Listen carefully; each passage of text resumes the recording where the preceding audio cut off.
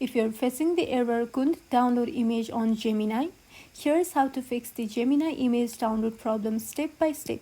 First of all, make sure you have a stable internet connection. Try switching between Wi-Fi and mobile data to see if the download works. Next, check if your device has enough storage space. If your phone is running low on storage, Gemini won't be able to save new images. Then, head over to your settings. After that, check the app permissions. Make sure Gemini has permission to access your storage or photos. Without this, the app cannot download or save images. If the problem still continues, clear the Gemini app's cache. On iPhone, simply uninstall and reinstall the app to refresh it. And on Android, go into Settings, then tap on Apps. After that, tap on Gemini followed by Storage and finally tap on Clear Cache.